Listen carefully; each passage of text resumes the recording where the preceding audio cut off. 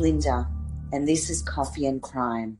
This podcast explores real cases involving violence, loss, and the darker side of human nature. Some details may be confronting. Listener discretion is strongly advised. Before we begin, I'd like to make a correction from last week's episode on Bronwyn Winfield. I stated that John Winfield left the children with his ex-wife in Sydney. After revisiting the source material, the children were actually left with his ex-wife's mother-in-law after he arrived at the house and found his ex-wife wasn't home. Thank you to the listener who pointed out that error.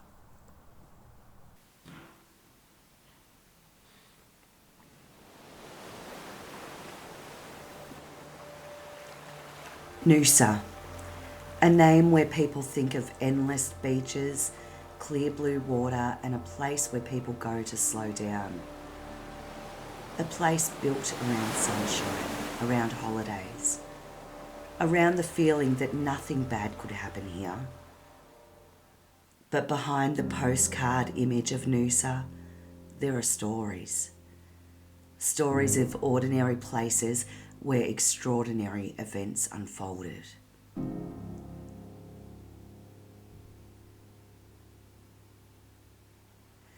In January 2003, one of those stories began with a search for a missing man.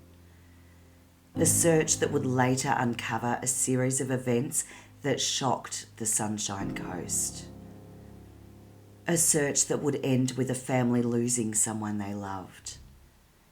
His name was Kerrie Palmer, and this is the story of what happened beneath the Noosa sunshine.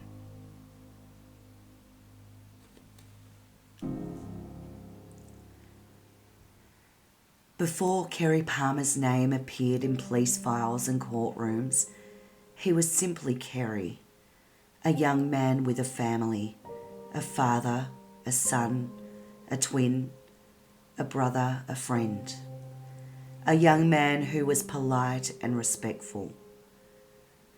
Like so many people whose lives become entangled in crime, Kerrie's story is often told through the final days of his life. Through evidence, through witness statements, through court documents. But before January 2003, Kerrie was more than the events that followed. He was someone who had people who cared about him. Someone who was part of a family. Someone whose absence would leave a space that could never be filled. And in the days that followed his disappearance, those who loved him were left searching for answers. Answers about where he was. Answers about what had happened. And why a dispute that began over money would end with a young man losing his life.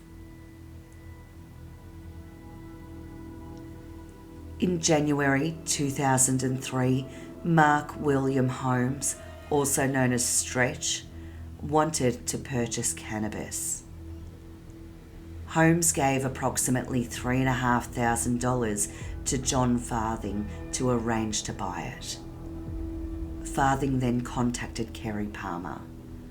He asked Kerrie to organise purchasing the cannabis, but that never happened. The drugs were not delivered, and the money was not returned. Holmes believed Kerrie had taken the money and disappeared, and that belief would set a chain of events into motion. Events that would eventually lead a group of men to search for Kerrie. The search was not a single moment that happened on a whim. It unfolded over several weeks. They wanted to find Kerrie and teach him a lesson. And as the search for Kerrie Palmer escalated, other men became involved. Adam Bargenquast and Wade Davis were brought into the group. And as time passed, the group became more and more aggressive. people known to Kerrie were questioned. People that they believed had information about his whereabouts became targets. And one of those people was Natasha O'Neill. Around the 10th of January 2003, Natasha was contacted and brought to a house. They threatened her. They intimidated her. And when she couldn't give them the answers they wanted, the situation turned violent. Natasha was assaulted as the men tried to get information about Kerrie's whereabouts. She was not involved in the dispute. She was not responsible for the missing money. But because she knew Kerrie, she became someone they believed might have answers. By this point, it was clear. This was no longer simply a disagreement over money. A group of men were trying to find him, and they were willing to use violence against anyone they believed could help them. But Kerrie Palmer remained missing. By the end of January, the search would lead to a quiet street in Noosa Heads.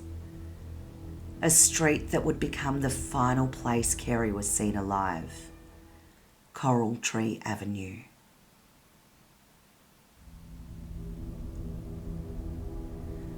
On the night of Monday, 27th of January 2003, Coral Tree Avenue in Noosa Heads was like countless other streets across the Sunshine Coast.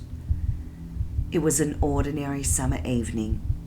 Friends gathering for a barbecue, sharing food, drinks and conversation, unaware that the night was about to take a devastating turn. But as the events unfolded, this quiet residential street would become the setting for a violent chain of events that would forever change the lives of everyone connected to it. Those men searching for Kerrie believed he had been staying with people connected to the address. They believed this was where they might finally find him. But the consequences of that search would extend far beyond the person they were looking for. Everyone who crossed paths with what happened that night would be affected.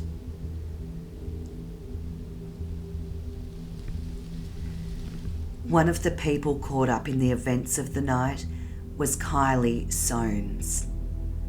Earlier in the evening, Kylie had left the Coral Tree Avenue area to go to the shops to buy cigarettes. But on her way back, she became another person caught in the violence unfolding around Kerrie Palmer's disappearance. Aldi Desabin was known to Mark Holmes, and through that connection, he became involved in the events that unfolded on the night Kerrie Palmer disappeared. Aldi approached Kylie and questioned her about Kerrie's whereabouts. When she told him that she didn't know where Kerrie was, the situation escalated. She was assaulted and threatened. She was not part of the dispute between Kerrie and the men searching for him. She was simply someone who happened to be there. Someone who was drawn into a violent search for answers that she did not have. Later that evening, Jeffrey Jappy and his partner were at their townhouse on Coral Tree Avenue, where friends had gathered for the barbecue. At some point, Jeffrey left the property. When he returned, he arrived back in a taxi. As the taxi entered the communal driveway, his partner noticed something that immediately stood out. A four-wheel drive had arrived with several men inside. Kerrie approached the taxi, offering to pay the fare. By this point, Kylie had arrived back at the townhouse. She saw what was happening and screamed out a warning, "Run!" Kerrie ran. And in that moment, what had been a quiet barbecue gathering became the beginning of a desperate chase through the streets of Coral Tree Avenue. As Kerrie ran, the search moved through the neighbourhood. The men followed his movements, searching properties and demanding answers from anyone they believed might know where he was. For residents nearby, the sounds of the night changed. Footsteps, voices, questions being demanded. A sense that something was terribly wrong. Inside the townhouse, Jeffrey and his partner had tried to get away from the unfolding chaos and understand what was happening. But moments later, the danger came to their door. A man cut through the screen door, forced his way inside, and confronted Jeffrey. He was grabbed and held against the stairs with a knife to his neck. When his partner tried to intervene, she was struck and forced back. Then more men entered the townhouse. She was ordered to sit on the lounge while they searched the property and demanded information. They wanted to know if Kerrie had left anything behind, money, belongings, anything that could tell them where he had gone. But they found nothing. Jeffrey told them that he barely knew Kerrie. He had only met him a few days earlier. The men remained inside the townhouse for hours, keeping them there while the others continued to search for Kerrie. The men were not acting completely alone. They appeared to be communicating with someone on the phone. Someone who seemed to be giving instructions from a distance. During that time, Kylie was brought into the property. She was placed on the lounge, and the phone was held to her ear as the men attempted to get information about Kerrie's location. She became frightened and repeatedly told them that she didn't know where he was. Who that person was and what role they played in the events of that night remains a question that has never fully been answered. Then, from the outside, came the words that would later become a key moment in the investigation. We got him. The men left the townhouse. They warned those inside not to contact police or speak about what had happened. And as they disappeared back into the night, the reality of what had unfolded began to sink in. Kerrie was assaulted before being forced into the back of the Pajero. At one point, he was still alive. The vehicle then left Coral Tree Avenue, carrying Kerrie away from the street where the pursuit had begun. People who lived there were left behind with the aftermath. Damaged property, unanswered questions, and the knowledge that something deeply wrong had happened in their quiet neighbourhood.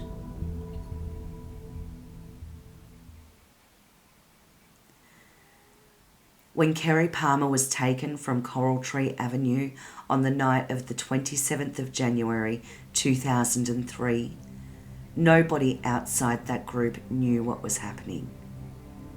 To the residents nearby, it was a disturbing scene that unfolded in the darkness of a quiet Noosa neighbourhood. But for Kerrie, those moments marked the beginning of the final hours of his life. After leaving Coral Tree Avenue, the Pajero continued south. Kerrie Palmer was no longer running. He had been taken from the street, away from the people who had seen him moments earlier, and into the hands of the men who had been searching for him. The vehicle travelled towards Mountain Creek. In the darkness of the night, the search that began over money had become something far more serious. The violence continued. Kerrie was assaulted again. A piece of Besser block lay nearby. An ordinary object that would later become connected to the events of that night. But at this moment, there was no investigation. No crime scene, no evidence markers. Just a group of men, a young father who'd been taken from his friends, and a night that was moving further away from anything that could be undone.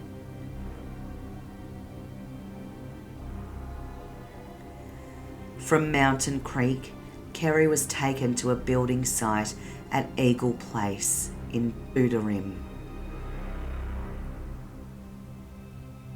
For Kerrie, this was another stop in a journey that would never end with him coming home. The group continued south towards Eudlo. The quiet roads and bushland around Neil Road would become the final location connected to Kerrie Palmer's last hours. Piece by piece, the movements of that night would eventually be reconstructed. But for Kerrie, there was no reconstruction. There was only the final journey away from Coral Tree Avenue. As the early morning hours approached, the men began to separate. The night that had begun with a search for Kerrie Palmer was now moving into something else, an attempt to deal with what had happened.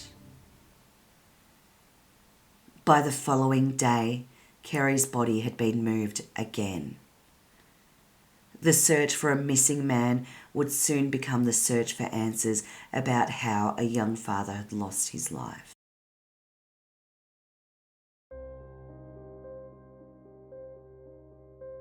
For 3 days, Kerrie Palmer's family had been waiting for answers, waiting for a phone call, waiting for news that he would come home. But on the 30th of January 2003, the search came to a devastating end. Kerrie was found at Mudjimba on the Sunshine Coast in a hidden shallow grave. The discovery confirmed what his family had feared. Kerrie wasn't coming home. The medical examination revealed the violence he had suffered in his final hours. Kerrie had suffered serious trauma to his head, including bleeding around the brain and damage to the brain's nerve fibres caused by the force of the impact. He also had fractured ribs, bruising, and other injuries consistent with the serious assault. The extent of those injuries showed the level of violence that had occurred after he was taken from Coral Tree Avenue. A young father, a son, a brother, a twin, and a friend had lost his life. And for those who loved Kerrie, the search for answers was only the beginning. What followed was one of Sunshine Coast's most complex criminal investigations. An attempt to piece together the final hours of Kerrie Palmer's life and determine how a dispute over money ended with the young man being taken from his family forever. Until that moment, police had been searching for a missing person. Now they were trying to understand how a young father had disappeared from a quiet street in Noosa and how that search had ended with his death. The investigation moved backwards through Kerrie Palmer's final hours. Every location became a piece of the timeline. Every witness became a clue. Every statement, phone record, and piece of forensic evidence helped investigators rebuild the events of that night. The challenge was that Kerrie's final hours involved multiple people, multiple locations, and different versions of what had happened. Investigators had to separate what was known from what was claimed, what could be proven from what was only suspected. The movements of the group became a central focus of the investigation. From Coral Tree Avenue to Mountain Creek to Boodarim and then towards Eudlo. Evidence from witnesses, vehicles and forensic testing helped to create a picture of those final hours. But as investigators looked closer, another challenge emerged. Each person involved had a different level of involvement. Some admitted being present, some provided information about what had happened. Others denied responsibility. The question was not simply who was there. The question was what each person knew, what each person did, and what responsibility they carried for Kerrie's death. Wade spoke with police and admitted that he had been present at Coral Tree Avenue. He said he had driven the four-wheel drive used that night and described parts of the events that unfolded. Davis claimed that he did not know what happened to Kerrie after leaving him with the others. Investigators examined his account alongside the physical evidence connected to the vehicle and the movements of the group. Aldi also provided police with information about the events of the night. He admitted his involvement. John Farthing also gave accounts to police. His version of events changed over time, and his involvement would become a significant issue during the legal proceedings. Like the other accused, his evidence had to be considered carefully because he was not an independent witness. He was someone who was connected to the events surrounding Kerrie's death. Mark and Adam did not provide the same level of information to investigators. Instead, the case against them relied heavily on other evidence, including witness accounts, telephone records, forensic evidence, and the circumstances surrounding the events of that night.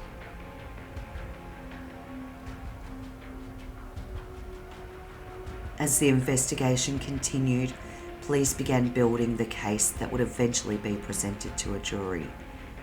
But the question waiting inside the courtroom was not simply what people believed happened.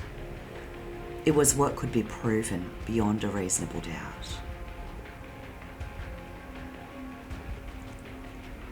The trial of those accused of Kerrie Palmer's death would now begin. The allegations were serious. 5 men had originally been charged in relation to Kerrie's death. Adam Troy Barganquist, Wade Anthony Davis, Mark William Holmes, John David Farthing, and Aldi Pearlie Dersabin. The prosecution alleged that together they had been involved in the events that began with the search for Kerrie Palmer and ended with his death. But the courtroom was not about suspicion. It was about evidence. The prosecution had to prove what each person had done and whether their actions amounted to criminal responsibility. The trial process began with the charges relating to the events. The indictment contained multiple offences. These charges were not limited to Kerrie's death. They also involved allegations that people had been assaulted and threatened during the search for him. The Crown case presented the events as one connected series. a chain that began with the attempts to locate Kerrie and ended with his death. One of the challenges for the prosecution was proving the exact role of each of the accused. The evidence showed that several men were involved in the pursuit of Kerrie, but the law required the jury to carefully consider what could be proven against each individual. The question was not simply, were they there? The question was, what did they do? What did they know? And what responsibilities did they have for what happened? During the trial, the jury heard evidence from witnesses who told the events of the 27th of January. They heard about Kerrie being seen near the taxi in Coral Tree Avenue. They heard about the group of men arriving. They heard about the pursuit through the neighbourhood. They heard about the fear experienced by residents who became involved that night. The jury also heard about the assaults connected to the search. Natasha O'Neill's evidence related to the earlier incident in Maroochydore. She described being questioned about Kerrie's whereabouts and the violence used against her. Jeffrey and his partner gave evidence about what occurred at Coral Tree Avenue. Their evidence described the confrontation inside the unit and the attempts to obtain information about Kerrie. These events became important because they formed part of the Crown's argument that the group's actions were deliberate and organised. The jury also considered evidence provided by the men who had spoken with police. John, Wade, and Aldi each provided accounts of what they said happened. Their evidence was important, but it also came with challenges. They were not independent witnesses observing the events from outside. They had all been involved in the circumstances surrounding Kerrie's death. The jury had to consider their reliability, their motives, and whether their accounts were supported by the other evidence. Scientific evidence became a major part of the prosecution case. DNA evidence linked Kerrie to locations and vehicles connected to the accused. Kerrie's blood was found in Aldi's vehicle. His DNA was located at places connected to the movements described during the investigation. Adam's DNA was found on a soft drink bottle recovered from an area. The prosecutors argued these pieces of evidence supported the accounts given about Kerrie's movements after he was taken from Coral Tree Avenue. The jury also heard about telephone records.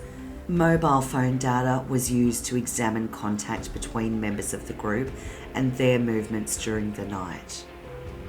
The Crown relied on this evidence to support the allegation that the accused were communicating and acting together. However, the most serious charge was murder. The prosecution alleged that the men were responsible for Kerrie Palmer's death. But proving murder required more than proving that Kerrie had died during a violent incident. The jury had to determine whether the legal requirements for murder had been established. This included considering who caused the fatal injuries and what each person intended, and whether the evidence proved their guilt beyond reasonable doubt. At trial, the jury ultimately did not convict the accused of murder. Instead, each of the men was convicted of manslaughter. Alongside the manslaughter conviction, the accused were convicted of other offences connected to the events surrounding Kerrie's disappearance. These included offences relating to assaults, unlawful entry, and deprivation of liberty. The courtroom had reached its decision. But for Kerrie Palmer's family, no verdict would change the reality of what had happened. A life had been lost. A family had been left without answers to every question. And a community had been forced to confront a violent crime that began in the middle of one of Australia's most recognisable holiday destinations. The next stage would be sentencing. The judge would now consider the actions of each offender, their individual roles, their backgrounds, and the devastating consequences of what happened to Kerrie Palmer.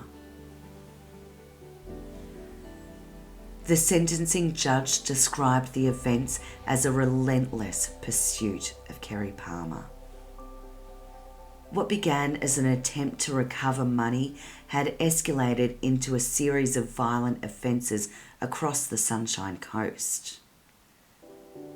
Because the jury had convicted the men of manslaughter rather than murder, the judge did not make a finding about which individual delivered the fatal injuries. The court considered the role of each offender separately, although all had been convicted of the same major offence. Their personal circumstances and involvement were different. For Kerrie's family, sentencing was not about numbers or years. It was about hearing the court acknowledge what had been taken from them. Mark Holmes received the highest sentence. The court found that he had played a leading role in the events. Holmes was sentenced to 14 years imprisonment for manslaughter. Adam Barganquist was sentenced to 12 years imprisonment for manslaughter. The court considered his involvement in the offences leading up to Kerrie's death. He was convicted of more serious offences relating to the assaults on Natasha O'Neill and Jeffrey Jappy. The sentencing judge noted that Barganquist had a criminal history, although much of it involved property offences rather than violence. His age at the time of the offence and his personal circumstances were also taken into account. Wade Davis was sentenced to 10 years imprisonment for manslaughter. The court accepted that he was younger than the other offenders. He was 22 at the time of the offences. The sentencing judge considered his employment history, his family support, and his lesser criminal history. The court also acknowledged that he had provided assistance to police by identifying other people involved and talking to the police about the Buderim property. However, the judge also considered that Davies had participated in the events, including providing the vehicle used during the night. John David Farthing received a sentence of 9 years imprisonment for manslaughter with a serious violent offence declaration. The court considered his assistance to police. The case of Kerrie Palmer remains one of Sunshine Coast's most confronting crimes. It began with a dispute over money. It developed into a violent search.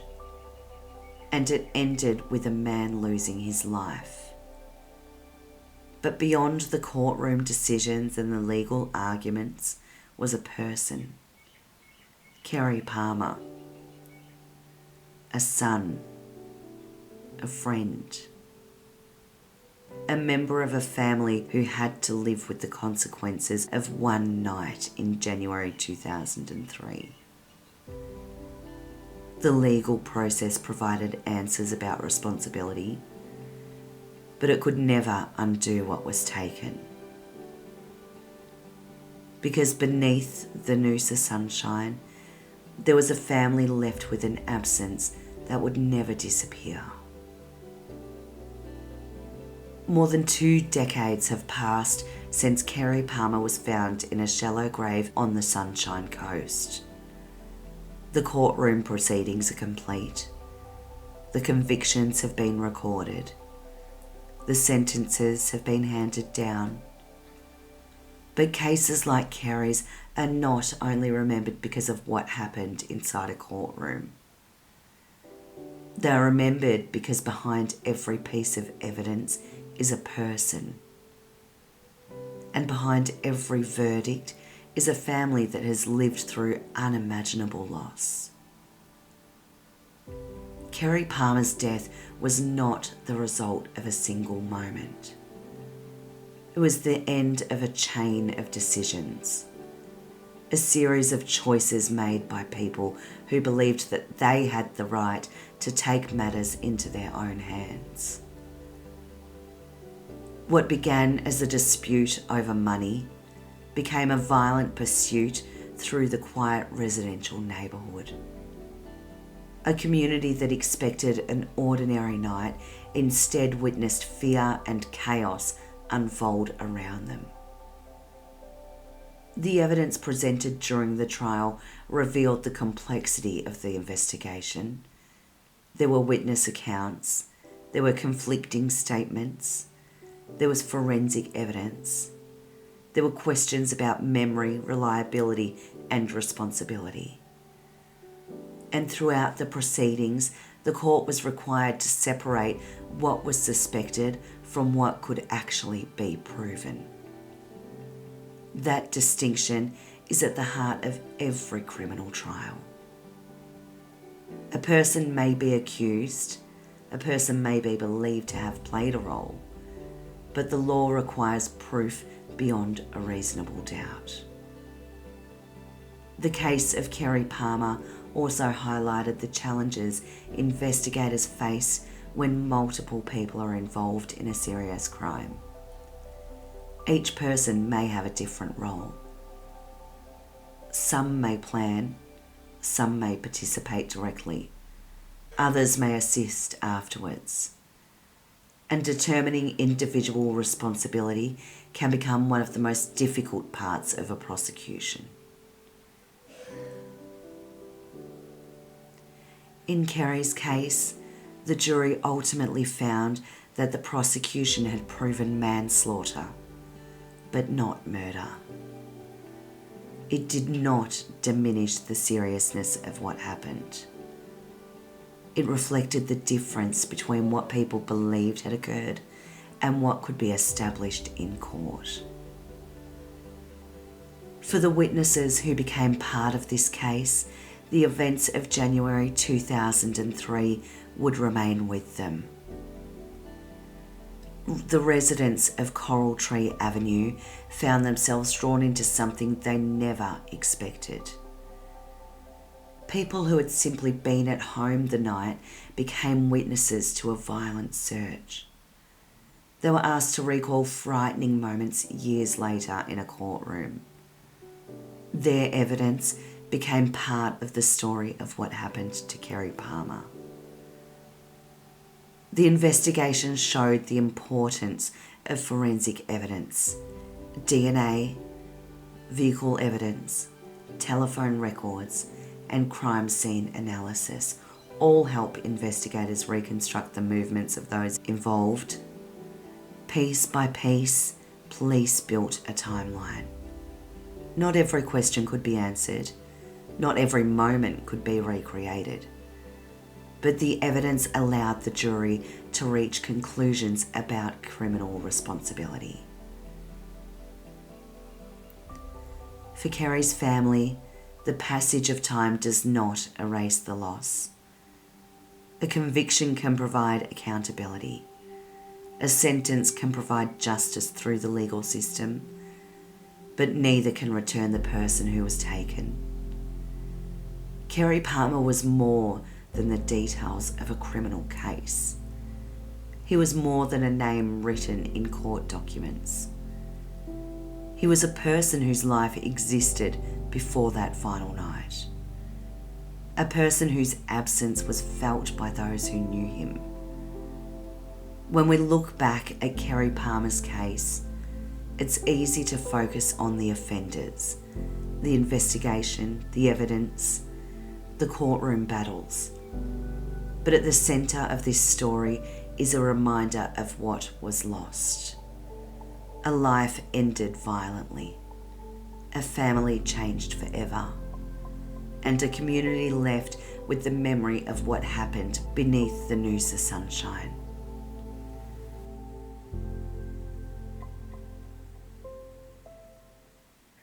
Not every case finds closure. Not every question gets answered.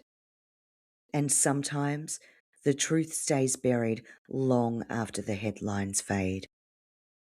This has been Coffee and Crime AU. For deeper into the case, visit Coffee and Crime AU online. Until next time.